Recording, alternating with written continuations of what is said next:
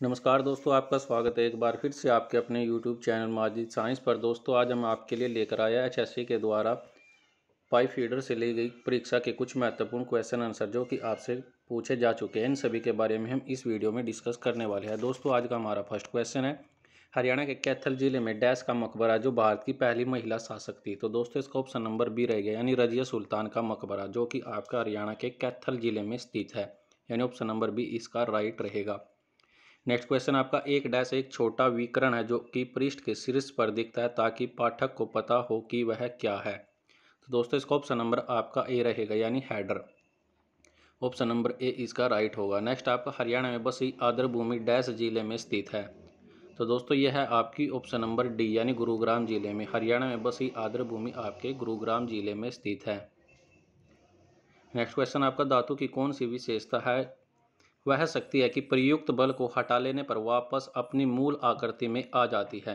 तो दोस्तों वह आपकी इलास्टिसिटी कहलाती है, यानी लोचनीयता, यानी ऑप्शन नंबर सी, जो कि आपकी क्या होता है, अगर हम बल लगा रहे हैं तो दोबारा से वापस अपनी स्थिति यानी दोबारा से वही पोजीशन ले लेना, तो आपकी इलास्टिसिटी कहलाती है, यानी लचीलता, जो कि ऑप्शन नंबर सी इसका राइट रहेगा। नेक्स्ट आपका, पंजाब की सीमा का पुनर्गठन और पंजाब से अंबाला डिवीजन का पृथक्करण डैश में सुझाया गया था। तो दोस्तों इसको ऑप्शन नंबर बी, यानी द्वितीय गोलमेज सम्मेलन, यानी 1931 में। ऑप्शन नंबर बी इसका राइट रहेगा।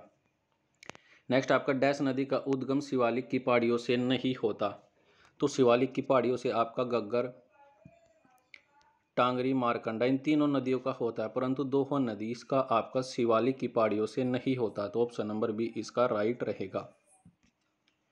नेक्स्ट आपका, किस ब्रिटिश वायसराय ने प्रशासनिक में स्थानीय सरकारी निकायों का निर्माण के लिए पहल की है। तो दोस्तों इसका ऑप्शन नंबर आपका ए रहेगा, यानी Lord Ripon. Option number A इसका राइट रहेगा।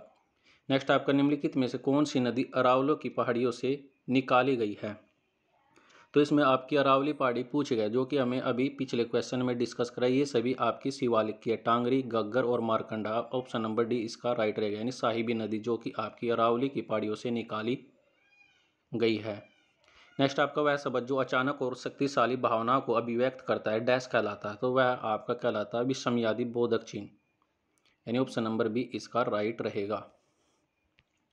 नेक्स्ट आपका, 2000 में अश्विनी चौधरी ने हरियाणवी फिल्म डैश के लिए राष्ट्रीय फिल्म पुरस्कार के एक निर्देशक की सर्वोत्तम पहली फिल्म के लिए इंदिरा गांधी पुरस्कार जीता था। तो दोस्तों इसका ऑप्शन नंबर आपका बी रहेगा, यानी लाडो फिल्म के लिए 2000 में अश्विनी चौधरी के द्वारा राष्ट्रीय फिल्म पुरस्कार के निर्देशक के रूप में सर्वोत्तम फिल्म यानी लाडो के फिल्म के लिए इन्हें इंदिरा गांधी पुरस्कार मिला था। नेक्स्ट आपका, कॉपी कमांड के लिए लघु कुंजी क्या होती है। तो दोस्तों इसका ऑप्शन नंबर आपका ए रहेगा, यानी कंट्रोल प्लस सी, जिसे हम कॉपी कमांड के लिए यूज करते हैं।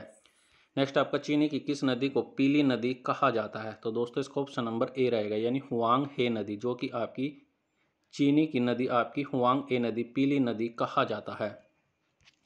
नेक्स्ट आपका, श्याम सतसई और सत्याग्रही डैश द्वारा लिखित है। तो यह है आपकी तुलसी राम शर्मा के द्वारा लिखित है, यानी ऑप्शन नंबर डी इसका राइट रहेगा।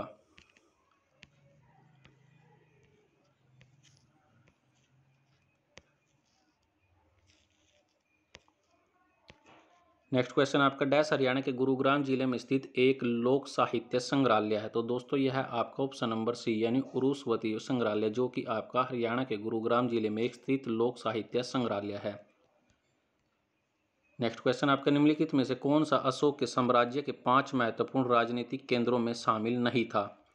तो दोस्तों आपका ऑप्शन नंबर सी रहेगा, यानी सुवर्णगिरी, जो कि आपका अशोक के साम्राज्य के 5 महत्वपूर्ण राजनीतिक केंद्रों में शामिल नहीं था, अन्यथा तक्षशिला, उज्जैनी और कोसला ये आपके अशोक के साम्राज्य में शामिल थे, यानी ऑप्शन नंबर सी इसका सी रहेगा, यानी सुवर्णगिरी। नेक्स्ट आपका, देशा में देश हरियाणा के लेखक कौन है। तो दोस्तों इसका ऑप्शन नंबर बी, यानी उदय भानुहंस, जो कि आपकी देशा में देश हरियाणा के लेखक है। नेक्स्ट आपका, कौन सा ढलवा लोहा वेल्ड नहीं किया जा सकता। तो दोस्तों इसका ऑप्शन नंबर ए रहेगा, यानी ग्रे ढलवा लोहा, जो इसको हम वेल्ड नहीं कर सकते। तो ऑप्शन नंबर ए इसका राइट रहेगा। नेक्स्ट आपका, आंकड़े जो एक पूर्वी निर्धारित अभिलेख प्रारूप में संगठित नहीं है तो डैश कहलाते हैं। तो यह कहलाते हैं आपके अनसंरचित आंकड़े, जो कि आपके वे आंकड़े होते हैं जो पूर्व निर्धारित अभिलेख के प्रारूप में संगठित नहीं कहलाते। नेक्स्ट आपका हरियाणा के कुरुक्षेत्र में महाभारत सतलों के पुरातात्विक शक्य पर प्रथम प्रकाश डालने वाले कौन थे? तो यह थे आपके बीबी लाल, यानी हरियाणा के कुरुक्षेत्र में महाभारत के सतलों के पुरातात्विक साक्ष्यों पर प्रकाश डालने वाले आपके बीबी लाल थे, यानी ऑप्शन नंबर ए इसका राइट रहेगा। नेक्स्ट आपके पृथ्वी की ठोस परत या कठोर ऊपरी परत को क्या कहते हैं? तो दोस्तों इसको कहते हैं ऑप्शन नंबर ए यानी लिथोस्फीयर, ऑप्शन नंबर ए इसका राइट रहेगा। नेक्स्ट आपका प्रसिद्ध भीमबेटका गुफा चित्र किस राज्य में है? तो यह आपके है ऑप्शन नंबर बी यानी मध्य प्रदेश में। प्रसिद्ध भीमबेटका गुफा के चित्र आपके मध्य प्रदेश राज्य में है। नेक्स्ट आपका पोटेशियम का परमाणिक मान द्रव्यमान कितना होता है? तो दोस्तों इसका ऑप्शन नंबर सी रहेगा यानी 39, जो कि आपका पोटेशियम का परमाणविक द्रव्यमान है। नेक्स्ट आपका निम्नलिखित में से कौन सा वन्य जीव अभ्यारण्य हरियाणा के सिरसा जिले में स्थित है? तो दोस्तों यह है आपका अबूब शहर वन्य जीव अभ्यारण्य, जो कि आपका हरियाणा के सिरसा जिले में स्थित है और यह हरियाणा का सबसे बड़ा अभ्यारण्य भी यही है, यानी अबूब शहर वन्य जीव अभ्यारण्य। नेक्स्ट आपका औसत से संबंधित क्वेश्चन पूछा गया था कि एक कक्षा के विद्यार्थियों का औसत 15.8 है, उस कक्षा में लड़कियों की औसत 16.4 है और लड़कियों का औसत आपका 15.4 वर्ष है। तो कक्षा में आपको लड़कों और लड़कियों का अनुपात बताना था। तो दोस्तों इसमें आपको लड़के और लड़कियों का अनुपात बताना, तो इसका आपको औसत दिया गया था, यानी सबसे पहले लड़कों का औसत दिया गया आपको 16.4 और लड़कियों का औसत दिया गया 50.4 और इनका ओवरऑल एवरेज दिया गया आपको 15.8।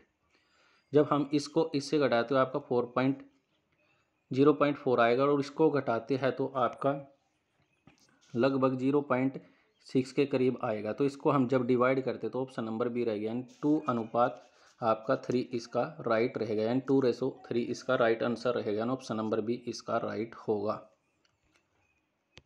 नेक्स्ट क्वेश्चन आपका BIS का क्या मतलब होता है? तो दोस्तों इसका ऑप्शन नंबर होता है ऑप्शन नंबर ए यानी bureau of Indian standard, option number A इसका राइट रहेगा।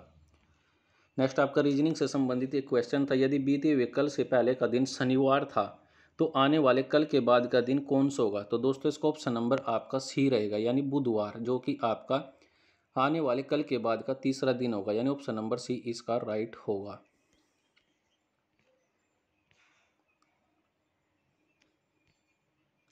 नेक्स्ट आपसे पूछा गया हरियाणा में HVPNL का पूर्ण रूप क्या होता है? तो दोस्तों इसका पूर्ण रूप होता है हरियाणा विद्युत प्रसारण निगम लिमिटेड, यानी हरियाणा विद्युत प्रसारण निगम लिमिटेड, यानी ऑप्शन नंबर सी इसका राइट रहेगा। नेक्स्ट आपका 2019 में लोकसभा में निर्वाचित महिला सदस्यों का प्रतिशत पूछा गया है। तो दोस्तों इसका ऑप्शन नंबर आपका डी रहेगा यानी 14.36%, जो कि आपका 2019 में लोकसभा में निर्वाचित महिला सदस्यों का प्रतिशत है। नेक्स्ट आपसे पूछा गया कि उस धातु का नाम बताएं जिसमें लोहा नहीं होता है। तो दोस्तों वह होती है आपकी नॉन फेरस धातुएं। फेरस में आपके लोहा होता है और विद्युत रोधी धातुओं में भी आपका लोहा पाया जाता है। तो ऑप्शन नंबर बी इसका राइट रहेगा यानी नॉन फेरस धातुएं।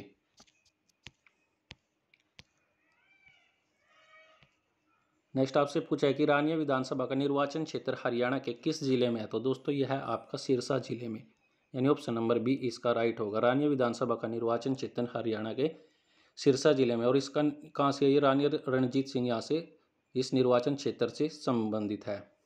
नेक्स्ट आपका रीजनिंग से संबंधित क्वेश्चन पूछा गया कि अमित पूर्व की ओर 15 किलोमीटर चला। तो सबसे पहले हम डायग्राम बना लेते हैं। तो इसमें 15 किलोमीटर यह पूर्व की ओर चला, यानी 15 किलोमीटर ये पूर्व की ओर चला, फिर यह 5 किलोमीटर जाता है यानी बाएं मुड़ता है और 5 किलोमीटर ये ऐसे चलता है, ठीक है। उसके बाद फिर दोबारा से बाएं मुड़ता है और 15 किलोमीटर ये फिर यात्रा करता है। तो अमित अपने शुरुआती स्थान से कितनी दूर है? तो शुरुआती स्थान से आपसे दूरी पूछी गई है, कुल नहीं पूछी, तो इसने पूछा शुरुआती स्थान से कितनी दूरी पर है। तो दोस्तों यह आपका केवल 5 किलोमीटर की दूरी पर है, यानी ऑप्शन नंबर डी इसका राइट रहेगा। नेक्स्ट आपका बल की गणना करने के लिए कौन सा सूत्र का प्रयोग किया जाता है? तो दोस्तों आपका फोर्स इक्वल टू होता है आपका प्रेशर अपॉन एरिया, यानी दाब अपॉन एरिया यानी क्षेत्रफल। तो ऑप्शन नंबर ए इसका राइट रहेगा, यानी दाब अपॉन क्षेत्रफल, जो कि आपका फोर्स का सही सूत्र होता है। नेक्स्ट आपसे पूछा हरियाणा में कौन सी झील असोला भाटी वन्य जीव अभ्यारण्य के निकट है? तो यह आपकी बड़खल झील के निकट है, यानी ऑप्शन नंबर डी इसका राइट रहेगा। नेक्स्ट आपका निम्नलिखित में से कौन सा भारत का राष्ट्रीय मानक निकाय है?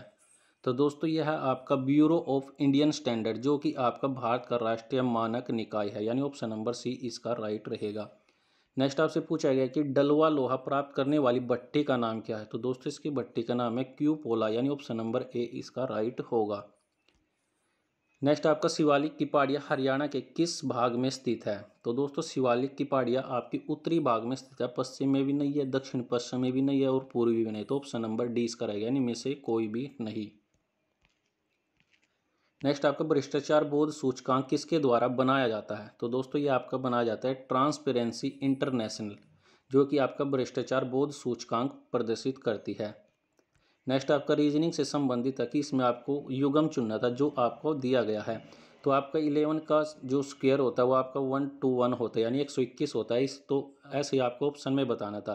तो ये आपका 5 का क्यूब 125 होता है, 2 का क्यूब 8 होता है और 4 का क्यूब 64 होता है, लेकिन स्क्वायर पूछा था तो 9 का स्क्वायर आपका 81 होता है, यानी ऑप्शन नंबर बी इसका राइट रहेगा। नेक्स्ट आपका हरियाणा में हथनी कुंड बैराज डैश नदी पर स्थित है। तो यह आपकी यमुना नदी पर स्थित है। हरियाणा में हथनी कुंड बैराज आपकी यमुना नदी पर स्थित है। नेक्स्ट आपसे लाभ हानि से संबंधित क्वेश्चन पूछा गया था कि एक वस्तु का अंकित मूल्य 2/5 पर बेचने पर 25% की हानि होती है, यानी 25% की हानि। तो वस्तु के अंकित मूल्य और क्रय मूल्य पर आपको बताना था। तो इसमें सबसे पहले हम CP 100 मान लेते हैं और उसके बाद इसकी हानि घटा देते हैं, यानी 75। उसके बाद इसको MP के बराबर रख देते, तो रखने के बाद आपका ऑप्शन नंबर सी रहेगा, यानी 8:15, जो कि इसका ऑप्शन नंबर सी राइट रहेगा। नेक्स्ट आपका हरियाणा सरकार ने डैश को 2010 में राज्य की दूसरी भाषा अधिसूचित की थी। तो दोस्तों यह की थी आपकी पंजाबी, यानी ऑप्शन नंबर बी इसका राइट रहेगा।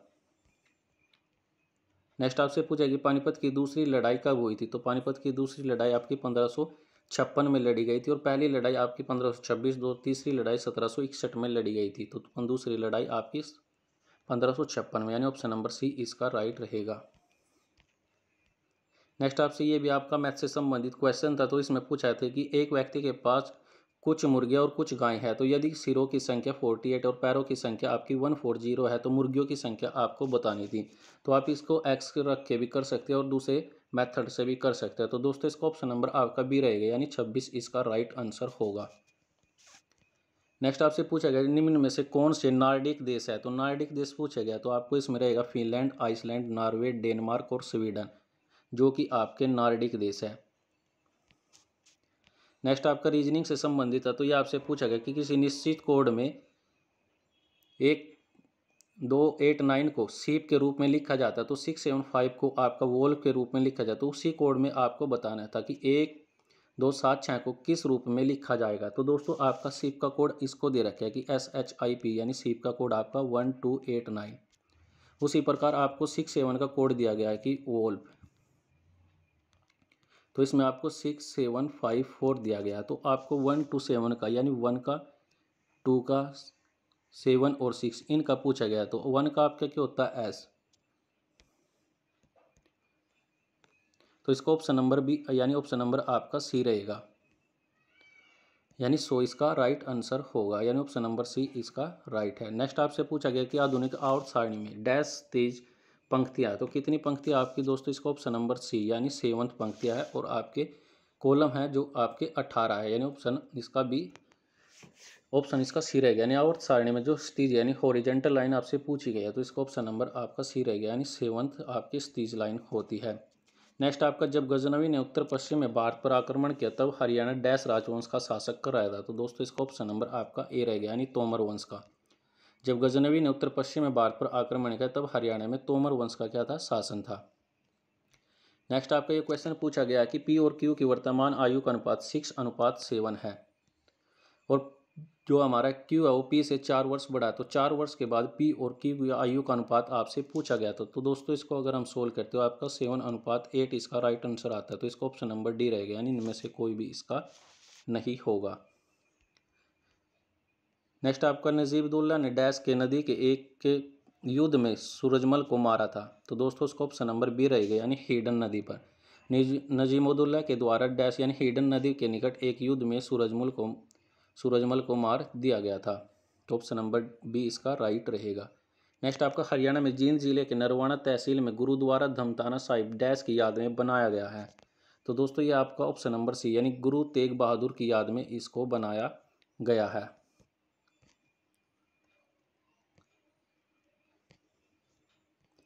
नेक्स्ट आपका लोहे को जंग से बचाने के लिए क्या उपाय किया जाता है। तो दोस्तों आपका पेंट लगाना, तेल लगाना और ग्रीस लगाना, ये उपरोक्त सभी आपके लोहे से जंग बचाने के लिए इसका प्रयोग किया जाता है।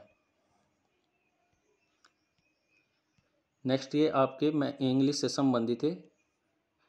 तो दोस्तों इसका ऑप्शन नंबर आपका सी रहेगा यानी सी बैगेट that I not go away. तो ऑप्शन नंबर सी इसका राइट होगा।